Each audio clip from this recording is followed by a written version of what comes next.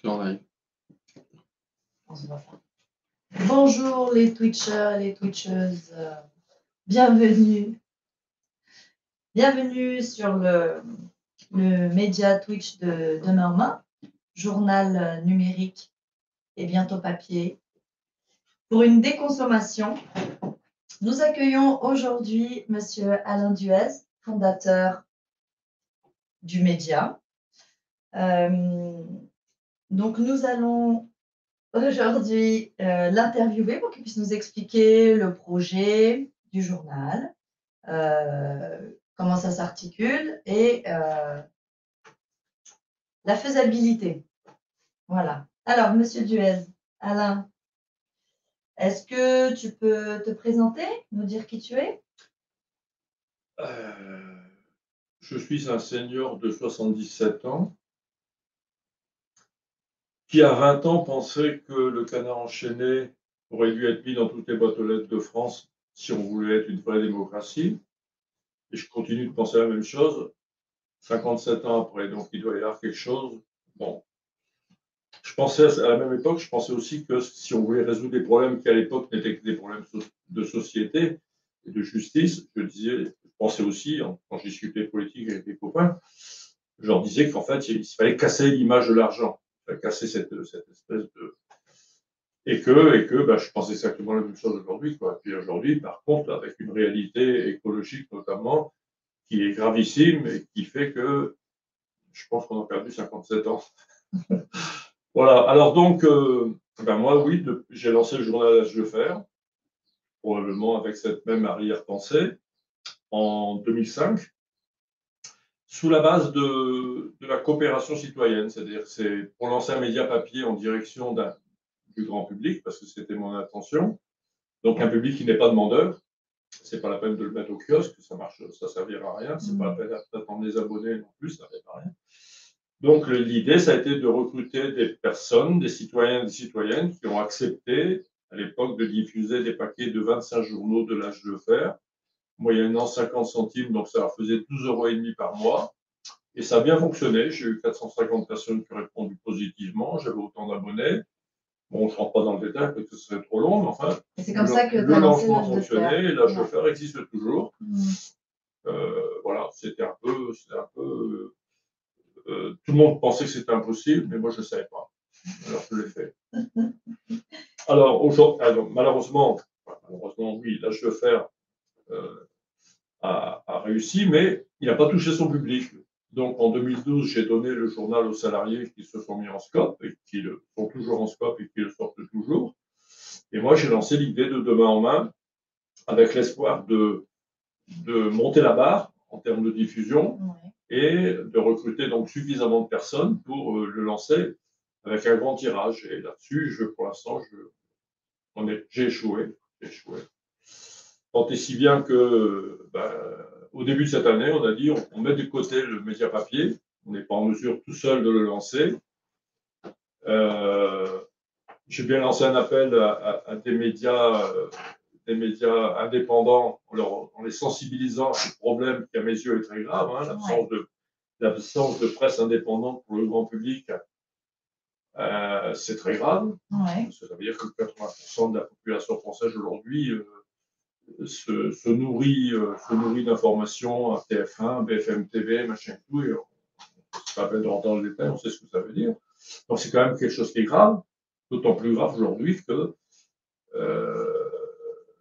l'enjeu, c'est de réduire la consommation et qu'on a affaire à des médias qui vivent de la surconsommation. Donc voilà. Est-ce que ce serait ça le cœur? Parce que du coup, là, tu t'es présenté rapidement. Oui. Tu as présenté L'Âge de Fer qui a été un succès, même si tu dis que ce n'était pas la population des militants que tu envisageais au départ. Du coup, là, aujourd'hui, le projet de Demain en Main, est-ce que tu peux nous expliquer ces grandes lignes? Il y a eu l'époque média papier. Ouais. Donc, le média papier, s'il était sorti ou s'il sort un jour, parce qu'on n'a pas non plus enterré le projet, ça serait a priori un 32 pages à 4 dédié aujourd'hui. Donc, le sous-titre de Demain en Main, aujourd'hui, c'est aux zones des consommations. qui est de toute manière une étape incontournable. Mhm. Elle viendra d'en haut et elle sera dure, ou elle viendra de nous-mêmes et elle sera civilisée, comme disait Gortz. Et donc, le média papier, il est mis de côté provisoirement, mais on va donc animer notre site internet numérique pour effectivement faire grossir les personnes qui vont nous suivre, en espérant être un jour assez nombreux pour d'abord faire d'autres choses ensemble, mais aussi surtout pour lancer ce média papier. D'accord. Et bon, c'est un journal, donc son but c'est d'informer, c'est de conscientiser, de faire avancer le débat citoyen. Quels sont, vous avez dit, tu as dit osons la déconsommation. Pourquoi c'est ce cheval-là? Ben parce que c'est un sous-titre qui a 2 ans d'ancienneté. Il y a 2 ans, les choses évoluent très vite. Hein, il y a 2 ans, se positionner sur la déconsommation, il y avait besoin effectivement d'ajouter quelque chose, et c'était cette notion d'oser, oser y aller. Aujourd'hui, il y a des sondages qui témoignent que presque les 3/4 de la population française s'attend à une réduction de la consommation. Donc, c'est quand même un élément très positif. Et donc, le osons la déconsommation, c'est aussi parce que l'intention du magazine, c'est bien entendu, de ne pas dramatiser. C'est au contraire de faire comprendre avec des choses qui sont déjà vécues, malheureusement de façon marginale, que c'est une super occasion de s'émanciper du capitalisme et de tous ces travers. Hein. Donc, notre ligne éditoriale, elle est clairement orientée positivement, positivement, à travers tes reportages, des choses qui aident les gens d'abord à comprendre pourquoi on en est arrivé là. Hein. C'est quand même fou qu'une humanité intelligente arrive effectivement à 2 doigts de disparaître de par ses comportements de consommateur. Ça dépasse l'entendement. Hein. Et après, témoigner qu'il y a plein d'associations, il y a plein de projets alternatifs qui, si on arrive à le développer massivement, résout le problème. Résout le problème. Est-ce que vous diriez du coup que Demain en main est un journal militant? Il ne se veut pas l'être, a priori. Ouais. S'il est ressenti comme tel, pourquoi pas. Ouais. Mais non, le but, il est d'informer. Alors, qu'est-ce qu'on entend par militant Qu'est-ce qu'on entend par militant qui puisse être critiquable? Mais le journal militant, on dit que ce serait plutôt un journal qui cherche à convaincre. Ouais. Disons qu'on n'est pas dans l'idéologie. On est dans la réalité. Et quand on a compris que c'est la surconsommation qui est responsable de tous les maux du monde, pas seulement écologiques, humanitaires aussi, hein, les guerres, les machins, tout ça, derrière, il y a notre modèle économique, hein, donc c'est pas rien. Donc quand on a compris ça, c'est pas l'idéologie, c'est du simple réalisme. Hein. Donc de ce côté-là, moi je me sens pas militant, moi je me sens avoir une vision de la réalité qui me semble vraiment cruciale et urgente à partager. Quoi. Hein. Est-ce que du coup, quand vous dites, j'ai du mal un peu avec le tutoiement. Vous voyez. Si tous les citoyens qui sont dans la surconsommation, donc c'est quand même les pays riches, donc là on parle des pays riches, dont nous faisons partie. Imaginons que tous les citoyens des pays riches qui sont dans la surconsommation se mettent dans la déconsommation. Est-ce que ça pourrait résoudre le problème du capitalisme? Ça va faire disparaître. C'est pas résoudre le problème du capitalisme. Le capitalisme, il ne faut pas chercher à le résoudre. Il faut l'éliminer. Il ne peut pas exister. Il peut pas exister sans surconsommation. Hein, la volonté des super riches de faire de la plus-value, ça les a amenés à créer de l'innovation souvent nocive dont on n'avait pas besoin, en créant des besoins et tout. Donc tout ça, il ne faut pas imaginer qu'on peut le réformer et s'il n'est pas réformable. Alors, l'alternative, ben forcément, c'est une économie où les citoyens et les citoyennes reprennent main. Donc, ce que l'on imagine dans Demain en main et qu'on va démontrer à travers des reportages qui existent. Hein, on va pas fabuler en disant on est plus malin que les autres, on invente. Non, on va aller chercher des exemples sur le terrain de gens qui ont résolu des problèmes d'emploi, qui ont résolu des problèmes et qu'on peut appeler globalement des communs, donc qui seraient gérés localement par les citoyens et les citoyennes eux-mêmes pour répondre à leurs besoins, à leurs vrais besoins. Et tout ça, ça donne naissance à une nouvelle société basée sur la coopération, basée sur l'autogestion et basée sur les communs. Donc, Demain en main, son objectif, c'est effectivement de mettre ça en scène. Et nous sommes à la recherche de partenaires pour partager cette vision sans prétention. Donc, effectivement, être de plus en plus présent dans l'espace, dans l'espace médiatique. Hein. Donc, du coup, quand vous dites que nous sommes à la recherche de partenaires, ces partenaires, ils partagent cette vision et ils diffusent par ailleurs le média qui va devenir papier. Est-ce que vous attendez autre chose de ces partenaires quand vous dites déjà, tout de suite, je ne parle même pas papier. Tout de suite, c'est effectivement d'être un peu plus nombreux à défendre cette vision.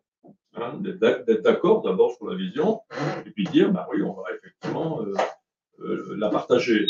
Et puis effectivement, si ça permet, je l'espère, faire monter effectivement en nombre le collectif, parce que ce projet il a besoin d'être porté par un collectif citoyen, ben oui, à un moment donné, on sera peut-être assez nombreux pour lancer ensemble avec le média papier. Dans votre ligne éditoriale, vous avez 3 rubriques principales: alternatives, déconstruire et état du monde. Donc, vous avez déjà dit que les alternatives pour vous, ce sont un bon moyen de montrer comment on peut faire société autrement. C'est dans ce but-là qu'il y a beaucoup de place qui est donnée aux alternatives dans le journal? De façon très théorique, 50%. Hein, de façon théorique, 25% à l'état des lieux. L'état des lieux, d'ailleurs, en catastrophe, bien entendu, mais les catastrophes, tout le monde en parle aujourd'hui. Hein. Est-ce que c'est la peine de faire un article sur les incendies du Canada que tous les gens voient à la télé tous les soirs? Par contre, ce qui est moins visible et surtout moins explicite, c'est les problèmes humanitaires. Quand les gens se noient dans la Méditerranée, tout le monde pleure. C'est nous qui sommes derrière en tant que responsables. C'est pas d'hier, hein, ça remonte très loin, hein, l'esclavage au colonialisme et tout ce qui s'ensuit. Donc, sensibiliser les gens au fait que cette compassion qu'on a envers ces gens, ben oui, mais la compassion, c'est bien gentil, mais peut-être aussi qu'à un moment donné, en déconsommant nous, on peut peut-être avoir un petit budget pour les aider à monter et à plus devoir traverser la mer pour venir chez nous. Quoi, hein. Donc, dans l'état des lieux, il y a ça surtout, l'humanitaire. Après, il y a le 25% pour aider à comprendre comment on en est arrivé là. Quoi. Il y a aujourd'hui des gens qui écrivent très bien, qui expliquent comment notre cerveau fonctionne, comment les manipulateurs d'opinion ont utilisé notre cerveau pour nous amener à faire des choses qu'on n'avait pas envie de faire. Tout ça, si on le comprend, ça aide à sortir. Hein.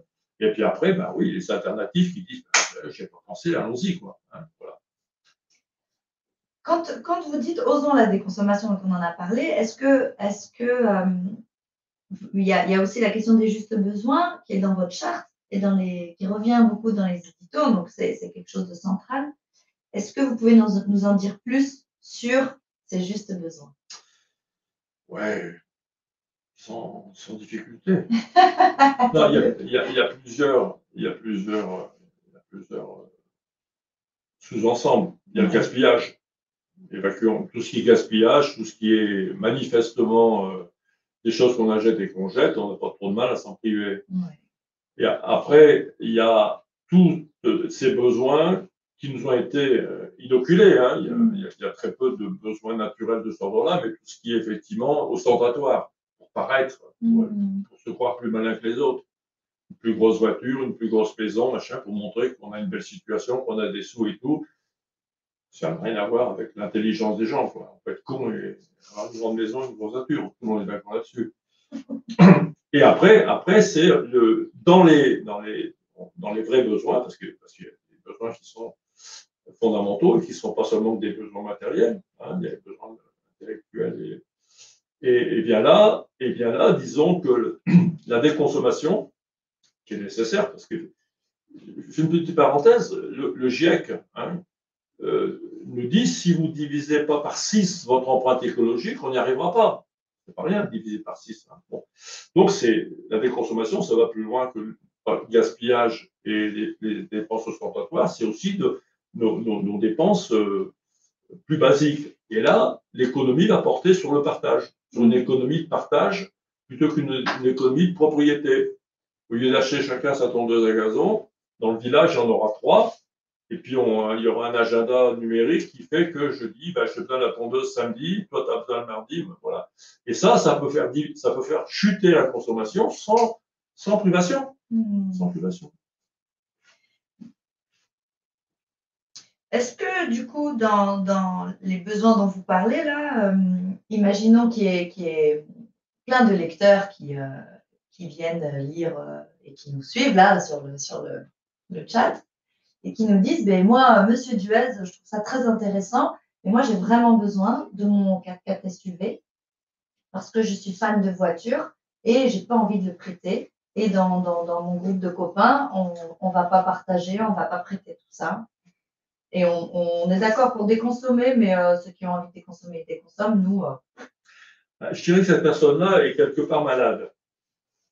Pas forcément au sens traditionnel, mais malade. Ouais. Et il y a j'ai lu récemment dans un bouquin qui citait des groupes très efficaces pour guérir de ce genre de maladie. Par exemple, les fumeurs. Ouais. Les fumeurs, des addictions. En fait, c'est une forme d'addiction, le mec, il croit que bon. Et donc là, il y a des solutions qui passent par des solutions douces, qui sont des groupes de parole, où on se retrouve une fois par semaine et tout, puis finalement, on arrive à accoucher de cette humeur qu'on a dans le cerveau qui laisse penser ce que tu as dit. Et quelquefois, ça peut passer par la psychiatrie, quoi. Hein. Ça peut aussi, quand c'est vraiment très aigu, quand on voit nos milliardaires avec leur yacht et leur machin, ça relève de la psychiatrie, leur problème à eux. Hein. Ça va pas, quoi. Sachant les conséquences écologiques de leur comportement. Hein. Donc, non, il n'y a pas grand-chose à faire avec les personnes qui sont à ce point addictes que des solutions douces ou pas douces de redressement mental, quoi. Ouais. Mais du coup, cette personne-là qui ne veut pas lâcher son SUV et qui… Elle n'y arrivera pas elle-même, parce que non, il y a quand même dans les relations sociales, il y a quand même des équilibres qui se créent. Aujourd'hui, la personne qui a un gros SUV, elle fait aucun complexe. Il en a tellement et il a plus de continuer d'en faire et tout. Bon, si dans 5 ans, effectivement, la prise de conscience elle mûrit et que le SUV est montré, il n'y a pas si longtemps ça, il y avait les 4x4 avec le pare-bus devant là. Oui. Et la pression écologique et populaire les a fait disparaître. Les fabricants, ils sont venus au SUV, ils ont grippé vers le SUV. Bon, pour l'instant, on en parle beaucoup des SUV, on les critique, mais la pression n'est pas encore suffisante. À un moment donné, la pression va l'être, et puis ces gens-là, ils vont se rendre compte qu'ils sont à côté de la plaque. Quoi. Du coup, vous misez sur une autorégulation un peu sociale, des besoins qui seront validés, entre guillemets, discutés, et que des communautés ou des groupes locaux vont discuter entre eux des besoins. C'est la reprise de pouvoir. C'est la reprise de pouvoir local par des gens qui se mettront autour d'une table et qui apprendront à discuter, qui apprendront à des techniques effectivement relationnelles qui permettront effectivement peut-être de prendre des décisions à l'unanimité. Voilà, je dirais pas, et le but il n'est pas du tout de faire un programme ni un dictionnaire. Hein, il est effectivement de faire comprendre globalement comment ça peut se passer, puis après chacun là où il est, il fera sa façon. D'accord. Est-ce que vous avez une idée de la masse critique? À quel moment on atteint la masse pour changer la société? Camille Etienne dit 3,5%. Ouais. C'est déjà pas mal, hein, 3,5%. Mais en fait, c'est pas que ça va pas faire. Je ne crois pas que ça. Son propos, c'est de dire à 3,5% le lendemain, la société elle bascule. Non, à partir de 3,5%, ça continue de grossir. Il y a une dynamique qui est en place qui fait qu'on passe à 4, on passe à 5, on passe à 6. Et puis, effectivement, peut-être 5 ans ou 10 ans après, je ne sais pas le temps, on est à un taux qui fait que la société, effectivement, elle a changé. C'est pas qu'elle bascule, c'est qu'elle a changé. Donc, là, moi, je n'ai pas d'éléments scientifiques, machin, tout.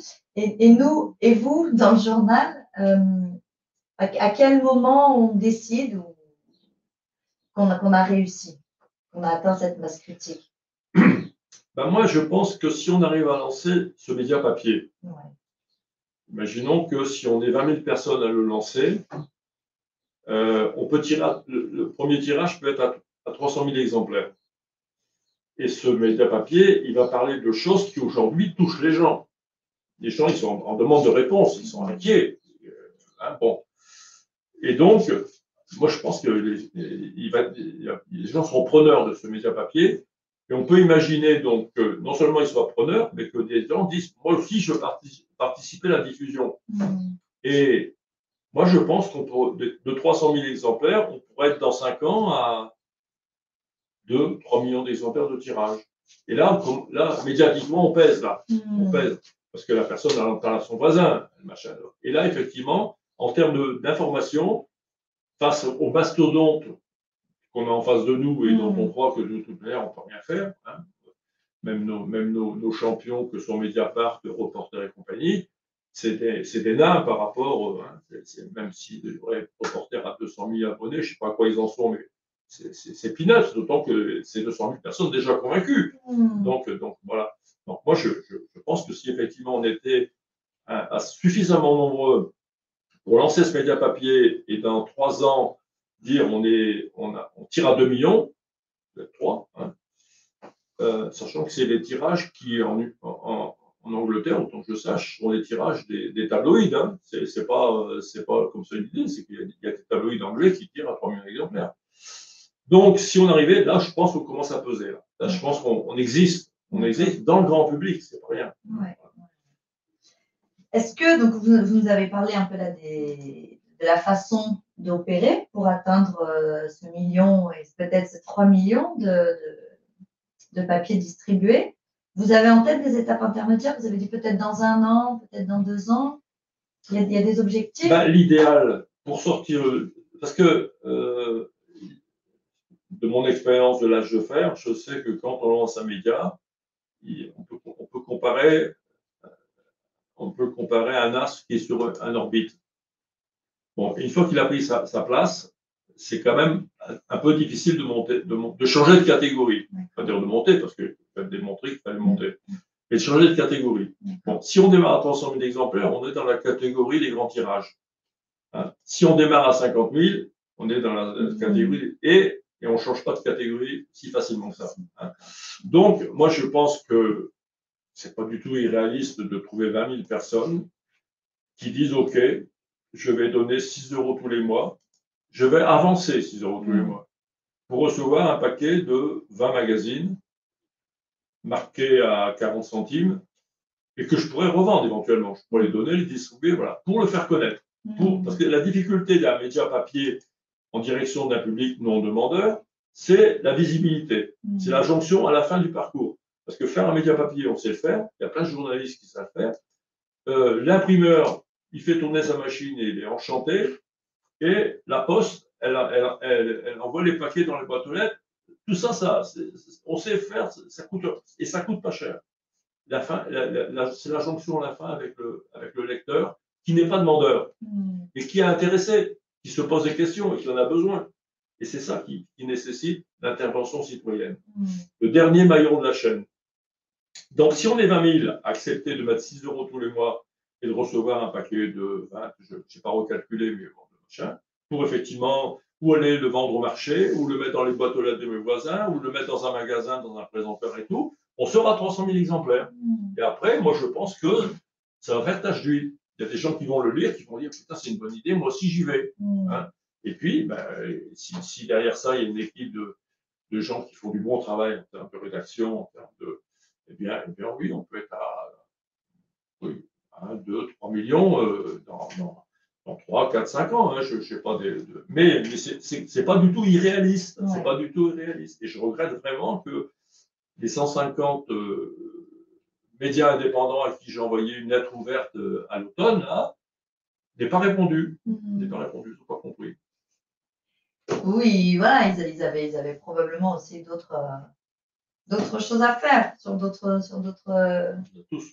terrains. On a tous d'autres choses à faire. Alors, l'État capitaliste n'hésite pas à sortir les armes quand il est en danger. On le voit tous les jours.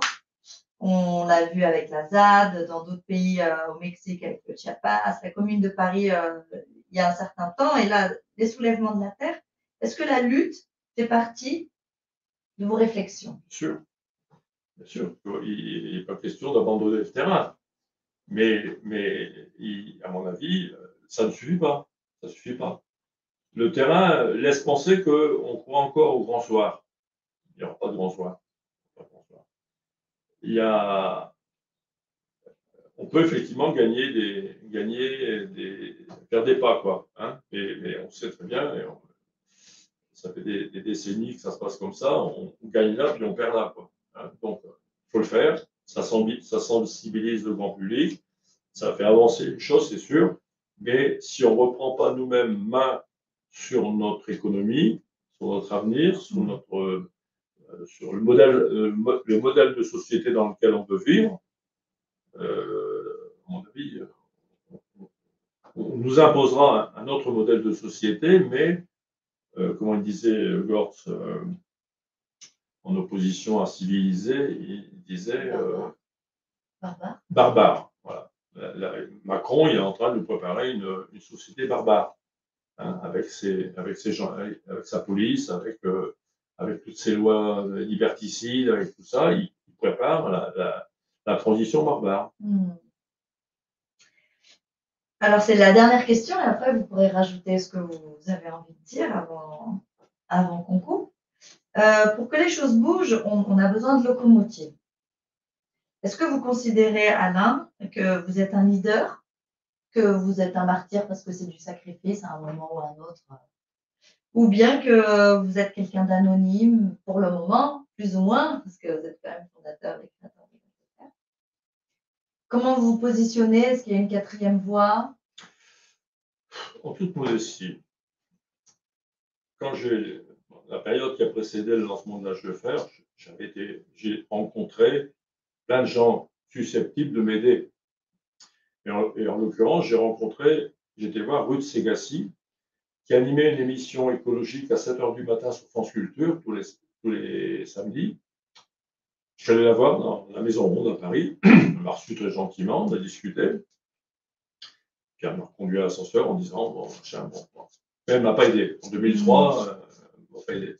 Par contre, en 2009, elle m'a invité à une de ses émissions avec 2 autres journalistes. Il y avait une journaliste de Mediapart et une autre d'une revue suisse.